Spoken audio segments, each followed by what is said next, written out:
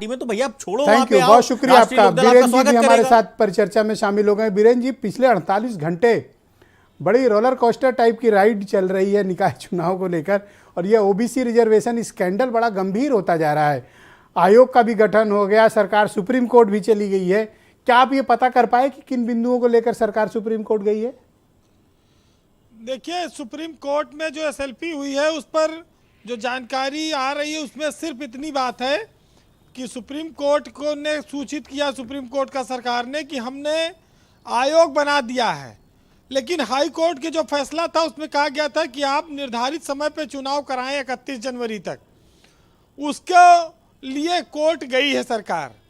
बाकी आयोग का गठन कर दिया है और सरकार ने ये प्रे किया है कि जब इसकी रिपोर्ट आ जाएगी और आरक्षण हम लागू कर देंगे तब हम चुनाव कराना चाहते हैं।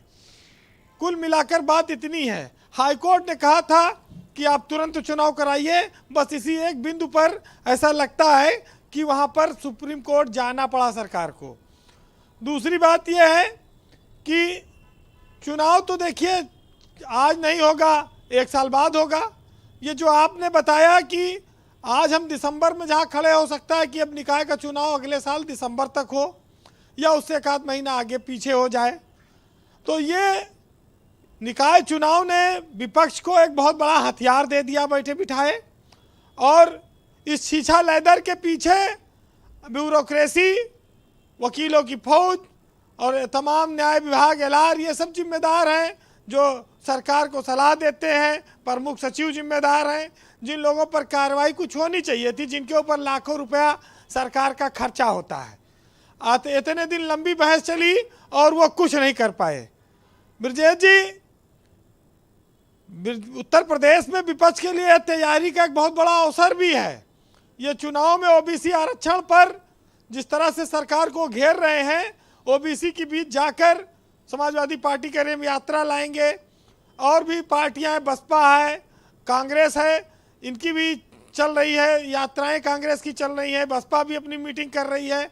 अब ये लोगों के लिए एक मौका मिल गया है कि 2024 के चुनाव के पहले बीजेपी पर आरक्षण विरोधी होने का आरोप लगाइए।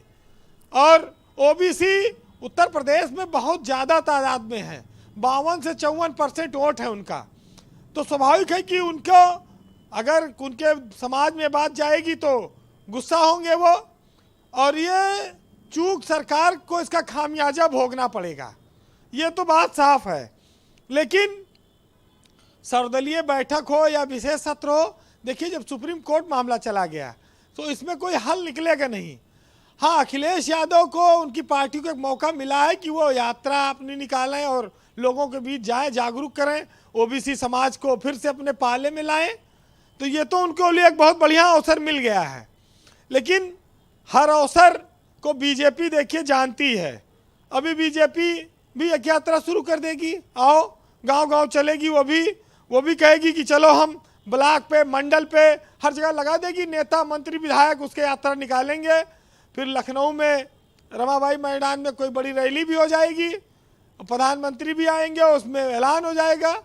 तो ये आरक्षण के बहाने वोटरों को बलगलाने में दोनों दलों की एक होड़ चलेगी, दोनों तीनों दलों की। देखिए, अभी जब तक बीजेपी के पास हिंदू मुसलमान का एक बहुत बड़ा हथियार है, इतना आसानी से उसका वोट ओबीसी भागेगा नहीं।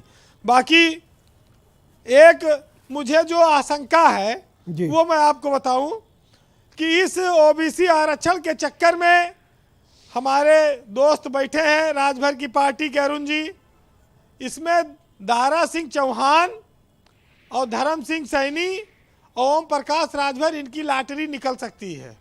ये सब हो सकता है सरकार में मंत्री बना दिए जाएं। ये सब आज की तारीख में बीजेपी के लिए संजीवनी है। ओबीसी वोटर ये थोड़ा प्रजान उनको डाले हुए हैं, बीजेपी घिर रही है, उसको इन लोगों ने राहत दी है काफ़ी बचा के। तो हो सकता है कुछ आगे बटे मामला। देखिए, आज ओबीसी आयोग के अध्यक्ष ने कहा कि हम 6 महीने में रिपोर्ट नहीं दे सकते। 6 महीने में तो हमारा आयोग गठित हुआ है भाई, 75 जिले, अगर एक जिले में 3 दिन भी औपचारिक मान लो और लगातार काम करें, कोई छुट्टी न ले, तभी 285 दिन लगेगा। तो स्वाभाविक है, आयोग के अध्यक्ष ने कह दिया। अच्छा, आयोग कोई मशीन तो है नहीं कि हर रोज एक जिले में पहुंचेगा, वो भी काम करेगा। हाँ, सरकार से तमाम 65, सुविधाएं 66, होंगी। 66 साल की उम्र के लोग हैं। हाँ। ठंडी भी तो इतनी है। ब्रजेश जी, हमारे यहाँ गली मोहल्ला चौराहा पान की दुकान चाय की दुकान पे सबसे ज़्यादा चर्चा आरक्षण को लेके होती है। और जहाँ सबसे ज़्यादा चर्चा होनी चाहिए संसद में मंत्रालयों में, वहाँ नहीं होती। हमारे यहाँ गली कूचे में हर जगह होती है। बड़ी विचित्रता है। गरीब मजदूर किसान हर आदमी आज इसमें भाग ले रहा है। अब आरक्षण को कोई पार्टी ख़त्म नहीं कर सकती, ना आरक्षण के खिलाफ जा सकती है। तो बीजेपी भी कैसे जाएगी, वो भी लगी है और उसके साथ मिला है। देखिए, आज अरुण राजभर की भी पार्टी का सहयोग मिल रहा है और ये कह रहे हैं कि प्रमोशन में आरक्षण के खिलाफ ये लाए थे, रिट किसने कराई थी। तो भाई, ये तो सबका अवसर की समानता है। कभी उनके साथ थे, आज अलग हैं, अलग अलग बातें हैं। लेकिन ये जरूर है कि लचर पैरवी पर भी सरकार को थोड़ा ध्यान देना चाहिए। वैसे ब्रजेश जी, जब सत्ता आती है तो अपने साथ एक डर भी लाती है। सत्ता के साथ एक डर हमेशा जुड़ा होता है, उसे खोने का। सत्ता जाने न पावे, इसके लिए हर कर्म करना पड़ता है।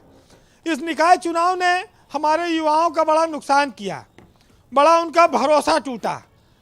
गली मोहल्लों में सभासदी के लिए बेचारे काफ़ी लोग चाय पानी पे काफ़ी पैसा खर्च कर रहे थे, काफ़ी पैसा खर्चा हो गया जी। शाम को दवाई की व्यवस्था भी करते थे, कहीं कहीं मुर्गा व्यवस्था भी होने लगी थी। वो व्यवस्था अब टूट जाएगी अगर एक साल ये चुनाव चल गया तो। एक हाँ, बड़ी मुश्किल हो गई। मतलब कैंडिडेट लंबे समय तक के लिए फंस गए। अब अगर वो नहीं कराया जो आप बता रहे हैं, क्या वो मुर्गा, तो अब मतलब कैसे हृदय सम्राट बन पाएंगे। तो ये एक निराशा सी फंस छा गए गई बेचारे है जिनको चुनाव। हाँ, तो ये निराशा अब देखिए आशा में तब बदलेगी जब सुप्रीम कोर्ट का कोई डिसीजन आएगा। लागत ज्यादा आएगी चुनाव में। हाँ, उनका काफ़ी पैसा बर्बाद हो गया। अब थोड़ा वो परेशान है और बर्बाद होगा कोई चीज़ तो आदमी की तकलीफ तो होगी। बहरहाल कह रहे हैं कि मैं ही भारी पड़ा जमाने पर और तीर फिर लग गया निशाने पर, और कितनी नाराज है अंधेरी रात सिर्फ एक जुगनू के टिमटिमाने पर। तो ये जो व्यवस्था है ये हर समाज को झेलनी है, लेकिन नेताओं को इससे ज़्यादा कोई फर्क नहीं पड़ता। नेताओं की सारी सुविधा वही रहेगी, आचार संहिता लग जाएगी, तमाम बवाल आ जाएगा। अभी बढ़िया मंत्री हैं, कार है, सुविधा है, चल रहा है। तो हमारे देश में एक साहित्यकार हुए, उन्होंने रफीक सदानी साहब अयोध्या में उन्होंने लिखा है, अरे बहुत तगड़े, पाखंडी रहे छाव माँ और घामे मजरी हम, और जलपान करें नेता भुगतान करी हम, और भारत के किसानन के दुर्भाग्य तनी देखो, और गेहूं का धरे दिल्ली भूसा का धरी हम। जी, बहुत शुक्रिया आपका वीरेंद्र जी, बहुत बहुत धन्यवाद। बहन भाइयों, परिचर्चा को आगे बढ़ाते हैं। मेरे साथ भारतीय जनता पार्टी